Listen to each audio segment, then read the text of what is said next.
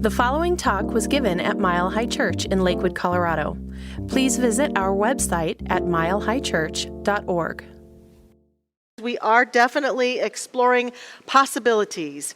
Our wonderful tradition each year at this time is to go back to basics. So we create a series, it's a 4-week series, where we go back to the basics of our teaching in a wonderful attempt to remind ourselves, for those of us who've been around a while, to remember the basic ideas that we teach here at Mile High Church, that we teach in the Science, Mind, and Spirit.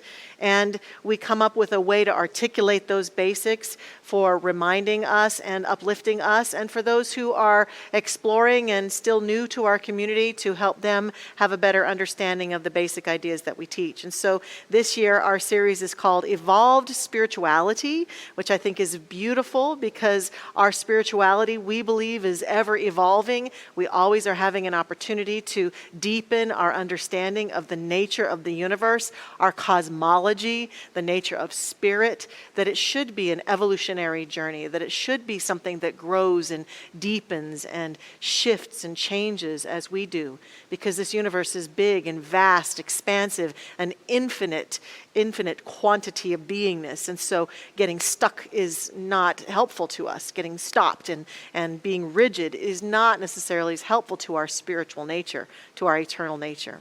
So I love that topic. And then we started out last week, and Josh gave an amazing message to start us off for the year that encapsulated this whole series and got us to a great start about listening to the heart of the divine. And this week our topic is all about it's called Inspired Introspection, Becoming Your Possibilities. Inspired Introspection, Becoming Your Possibilities. Those are two great concepts to bring together in a talk.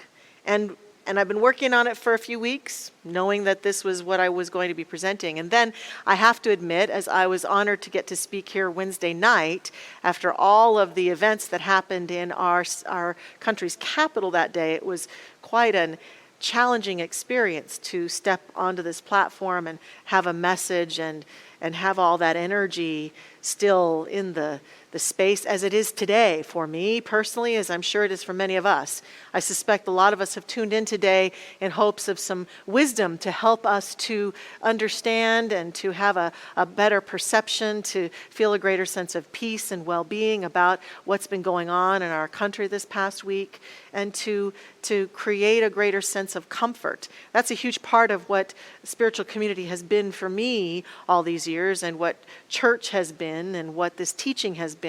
And so I hope that everything that we're doing here today in our music and message and prayers is helpful. And I feel many times like I keep seeing that image of Pigpen from Charlie Brown, that little guy who always had this dust cloud around him, that when things get really difficult in my personal life or in the life we share together, as they have been now for the past year, I find that normally I'm a pretty clear-headed girl. I stay pretty clear-headed, but in times like this where it gets so discombobulating, that's a very spiritual word, by the way, discombobulation. I'm surprised Ernest Holmes didn't have it in the glossary of the Science Mind textbook, but it's a big, important word, that cloudiness impacts me at an emotional level, at a spiritual level. It impacts me as I go to present a message or to teach a class or to have a conversation. It impacts me as I'm looking at television or I'm on the internet or on social media. It's such an impact for so many of us, everything that's been going on. And when there's a fresh new incidents like we've experienced recently, it can be very discombobulating. And so I feel as I'm speaking today, I can feel that cloud, and I've been praying a lot for that cloud to part and for there to be continued clarity, and for today's service to absolutely stand in the message of our basics that we wanted to stand in, while at the same time providing comfort and upliftment and inspiration for myself and all who hear it.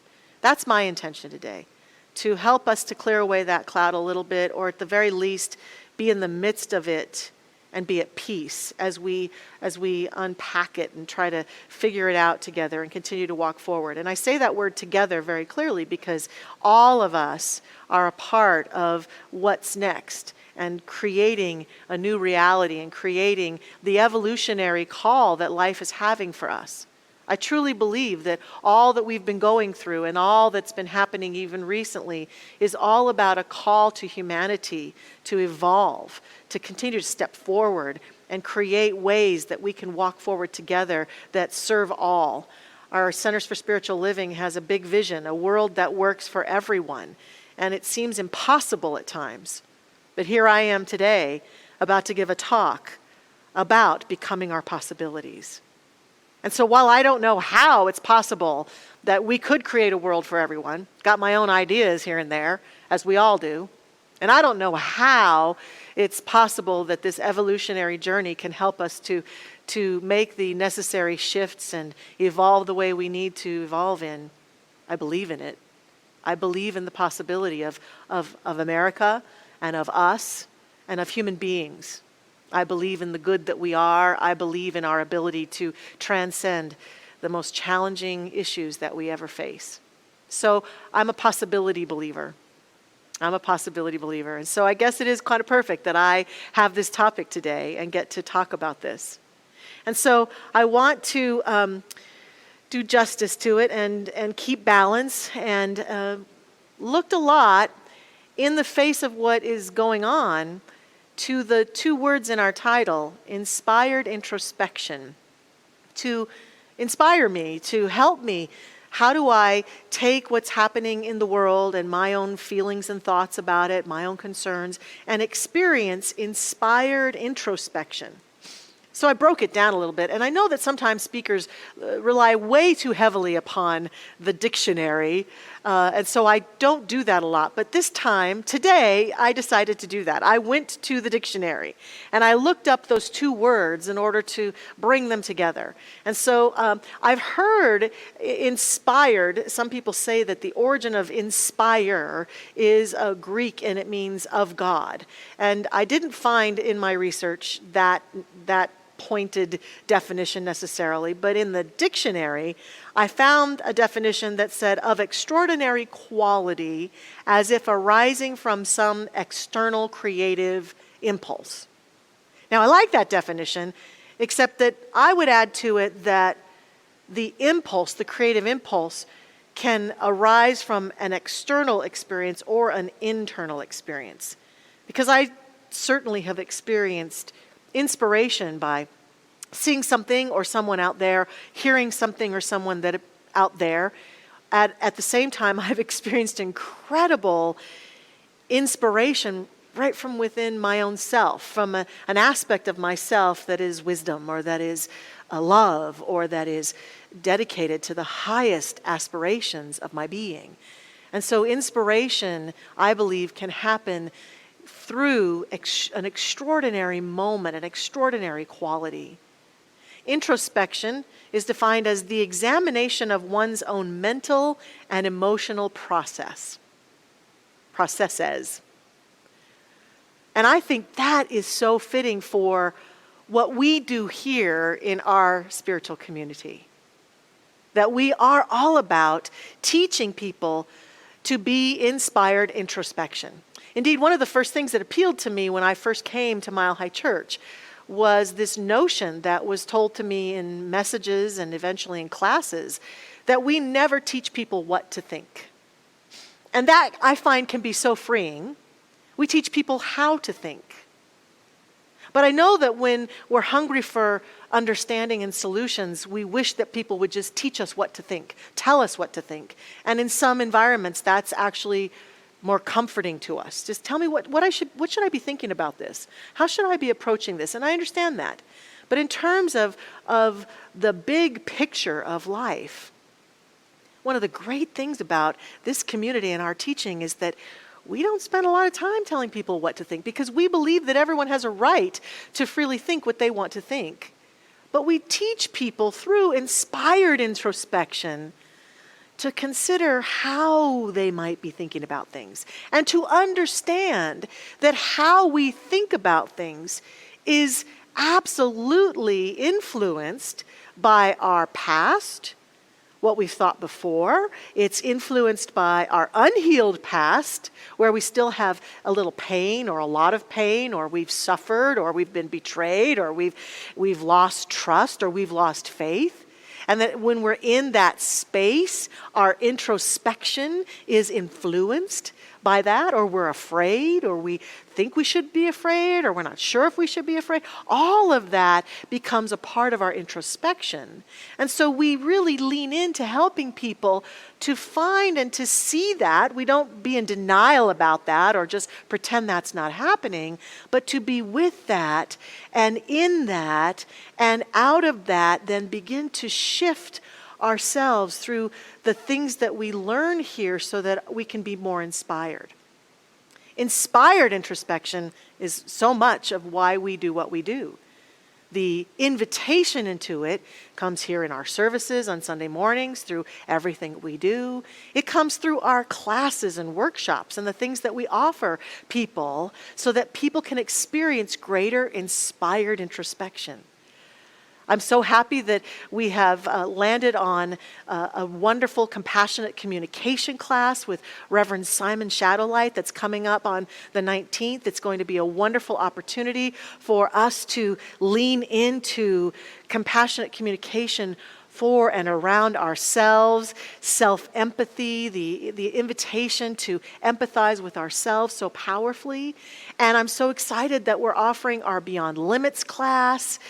Our Beyond Limits class is a great opportunity to really learn the basics and have constant inspired introspection for 8 weeks of personal work, also starting on the 19th. And we're offering that on a love offering because we want to invite anyone into that. This is who we are. This is what we do. This is why we're constantly inviting people into these things so that we can have that kind of deepened understanding about not only these teachings, but how to live out these teachings in our world. And what I know in my life is that inspiration and this kind of introspection is fed by intellectual information. So in our classes and workshops, often there are things to read and things to understand.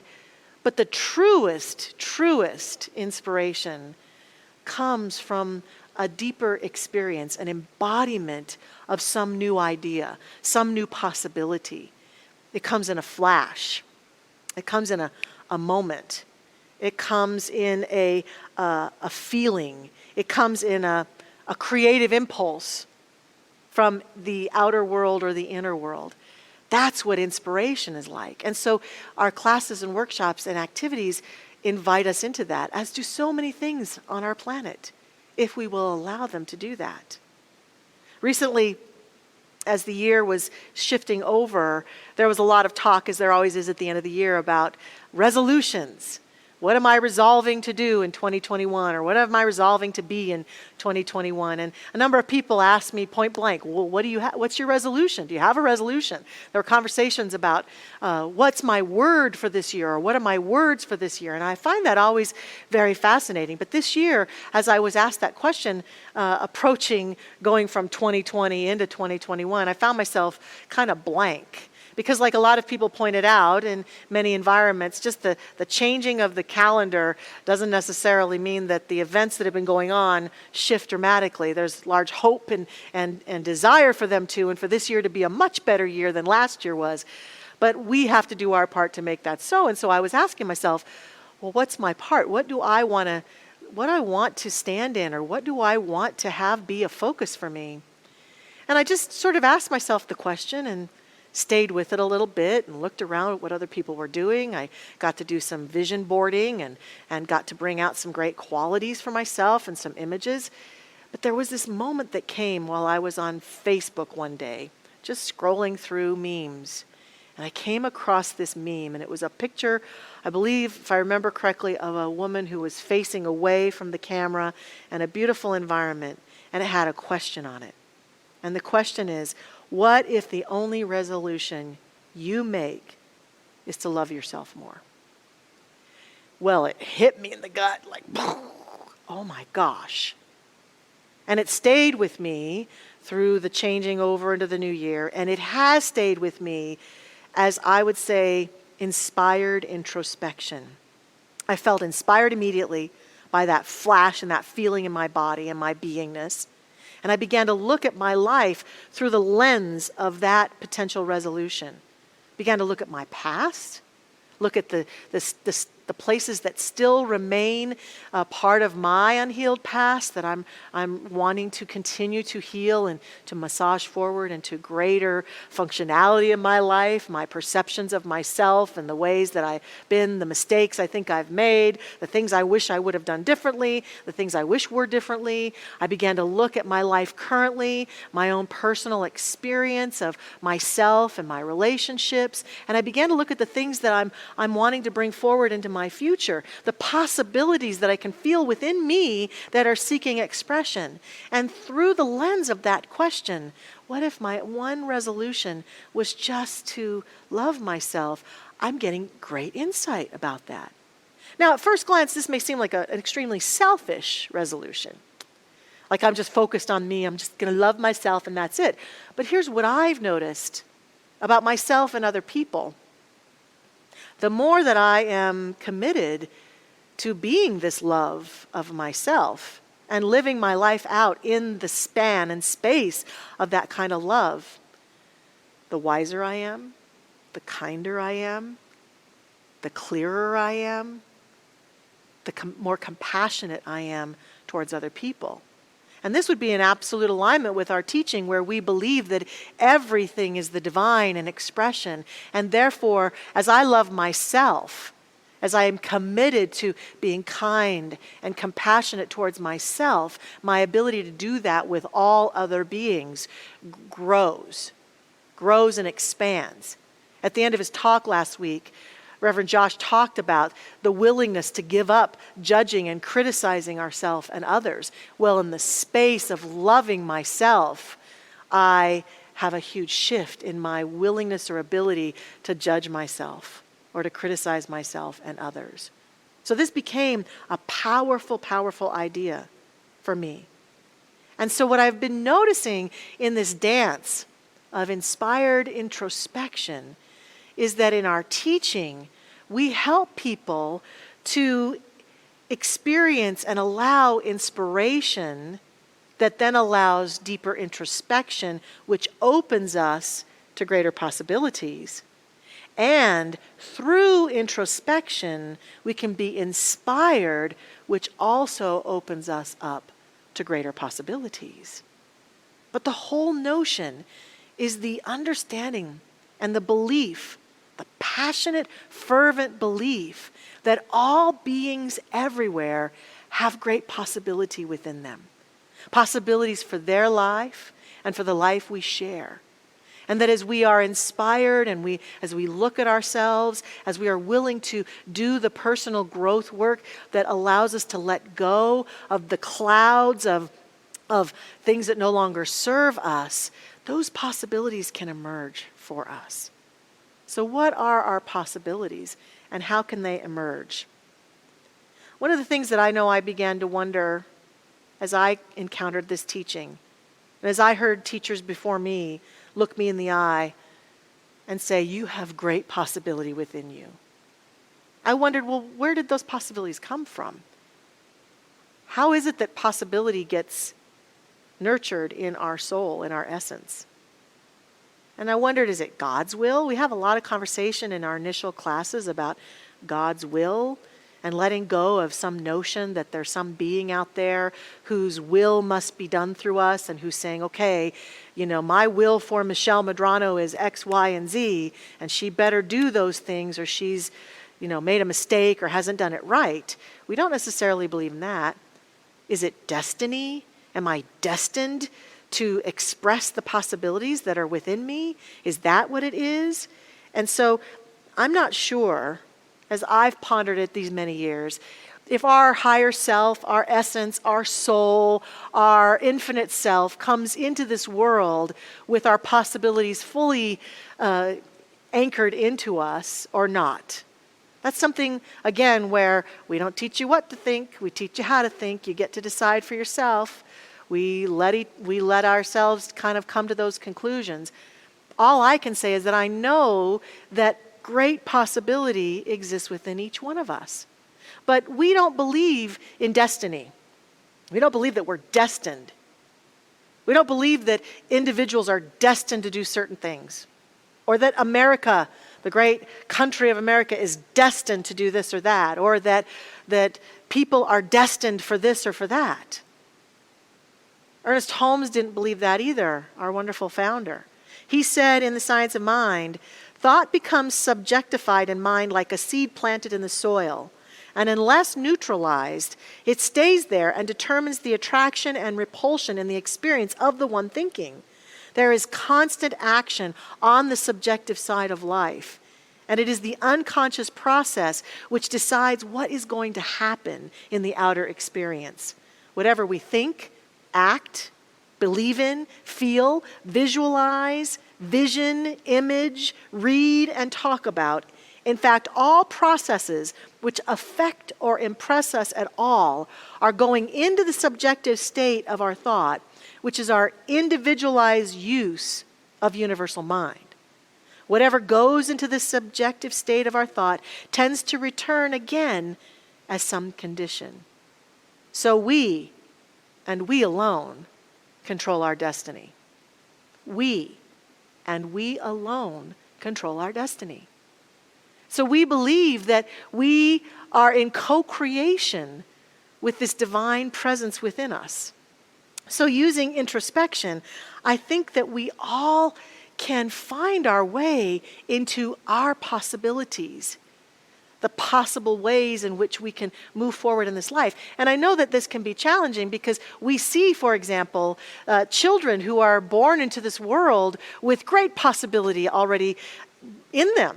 Prodigy children, children who have great potentiality that shows up early. And what I've noticed is that all human beings, as I've said today, have inherent gifts and talents and abilities that they did not consciously go out and necessarily procure.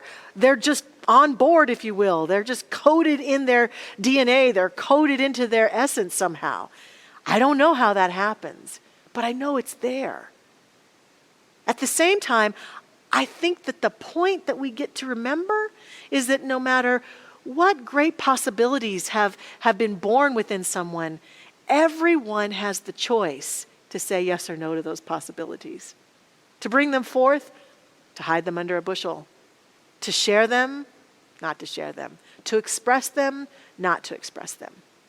Now, I can also acknowledge that humans tend to be unhappy to the degree that they don't express themselves fully, their possibilities fully, and yet making a conscious choice to surrender and to say, no, I'm not going to express that possibility this lifetime, can be just as fulfilling and satisfying. And so we all get to choose, no matter whether we've come here with some great gift or some great ability or some great possibility that emerges in us. The point, though, from me is that each one of us gets to nurture through inspired introspection those possibilities and then choose whether to express them or not. To feel into, will my expressing this serve me and serve the world, or do I not feel called to express it? We have choice in this regard. Ernest Holmes says to us, we awaken to existing principles which we may use uniquely, and in so doing produce a new thing.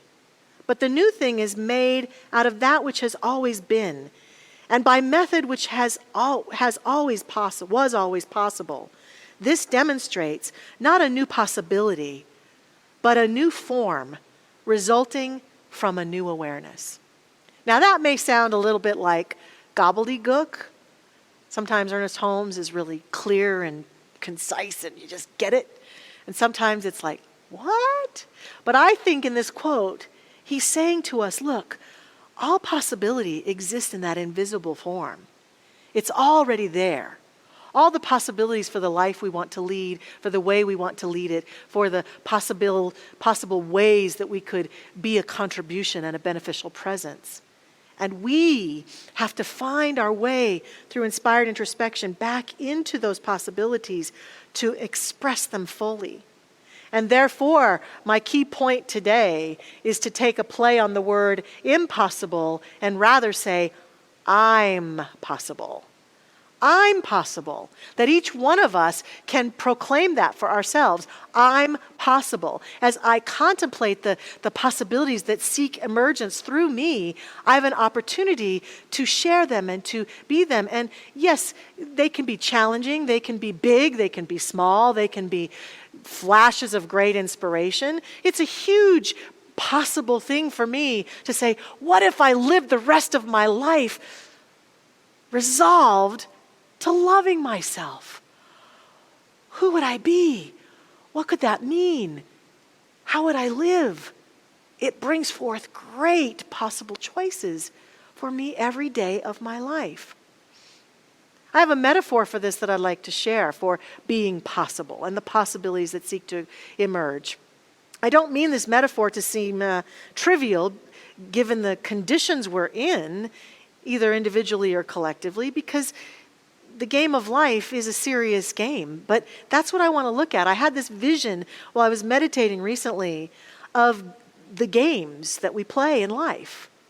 And I'm talking about literally the games. Now, granted, this may have been a metaphor that was inspired deeply by my binge watching The Queen's Gambit recently, all in like one day, maybe one day. And my husband's over there, so I'm asking. It was a couple days, 2 days. The Queen's Gambit, who is this story about this child prodigy who found that she had this propensity for being an amazing chess player, and she could lay down at night and see the chessboard on the ceiling and see all the pieces going.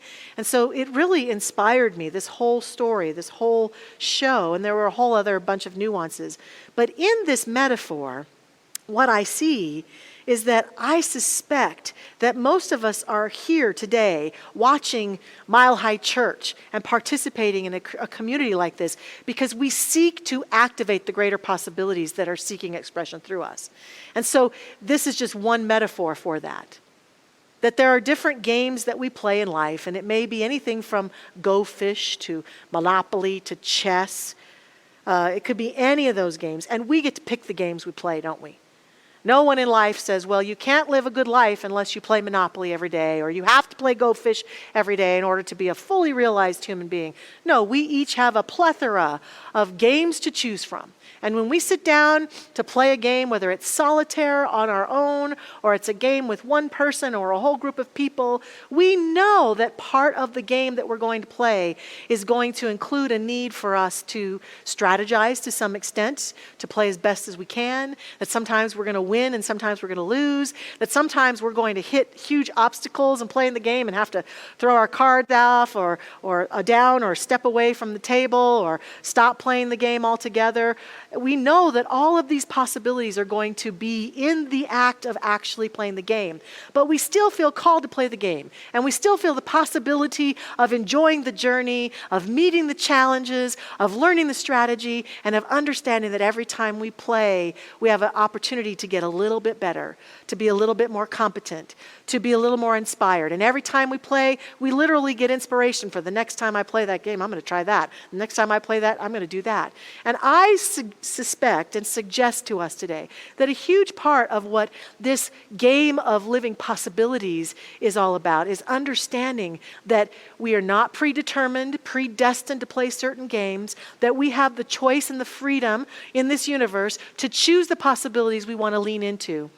And that we will experience challenges. We will have to have times when it works out and when it doesn't. But the whole goal is to be in the game, to experience the game, and to choose your game. Some of us will choose relationship games. Some of us will choose career games. Some of us will choose the game of spirituality. Some of us will choose money games and health games. There's so many games that we can choose from, just like there are in life when we look at the games that are produced for us to play. And some of us will play a number of those games simultaneously that will include the bringing forth of great possibilities, and it will require of us a willingness to play awake, to play from inspiration, to be introspective about how I'm playing this part of my game, my possibility that's emerging through me, and how am I showing up for it. But it's all worth it. It's all completely worth it for us because it's about the journey of full expression. So in this game, in this week, I don't have a lot for us to consider doing in order to bring forth inspired introspection and to become our possibilities. I'm asking today for us to consider these ideas, that inspired introspection can go on all the time as we allow it, and that we begin to look at the possibilities that are expressing through each one of us, seeking expression through each one of us, and begin to be conscious of them, present to them. I've asked myself recently, in the space of that resolution to love myself, if I were to live every day of my life from the perspective of my highest self, who would I be?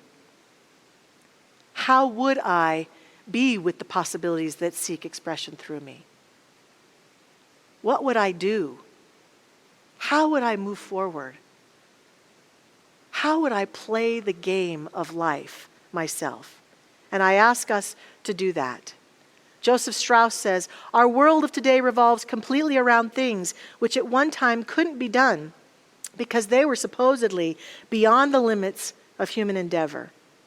Don't be afraid to dream. Let's not be afraid to dream today of great possibilities for ourselves, for our country, for our world, to have faith, to discern through inspired introspection, to feel the call and step forward, to have great faith in ourselves and others. In the Gospel of Matthew, chapter 17, verse 20, we are told, "If you have faith the size of a mustard seed, nothing will be impossible to you." Let us activate our possibilities. Please join me in a moment of prayer. We step into this space now, breathing into life and feeling that inspiration, and allow ourselves to contemplate that which life is seeking to express through each one of us. Claiming and knowing together that this is how God works. God, the infinite love of the universe, allows us to express and be anything and all that we choose to be. And the possibilities are endless. The dreams are bountiful. And in this great love that this divine presence is, we are given the freedom to choose, the freedom to allow, the freedom to express ourselves fully and completely. And it is as we express that we utilize the great law of the universe to manifest this good, to turn towards our possibilities, to say yes to them, and to allow them to be expressed through us. Every moment is holy. Every moment is sacred. Every turn, every decision, every thought, every bit of energy, as Holmes tells us, moves us forward in the direction of our dreams or in the direction of where it is that we want to see ourselves fully expressed. And so we joyfully surrender into that now. And I accept and affirm that we can and do experience great inspiration this day and every day to move forward in those directions, that there are sources all around us, the world of inspiration, the world of spiritual community, the world of great possibilities that whispers quietly in each one of our ears, urging us forward because life awaits upon each one of us to say yes to our deepest, greatest possibilities and to express them fully. So I stand as witness to that truth, emerging and expressing through each one of us now. I accept that it is done. I accept that it is so, and I'm so grateful for all that life is as each of us. And I surrender this word now into the action of that universal law, letting it be, letting it go. And so it is. Thank you for listening to the Mile High Church podcast. This podcast is made possible by the generous contributions from listeners like you. If you'd like to make a donation, please visit us at milehighchurch.org. Have a fabulous day.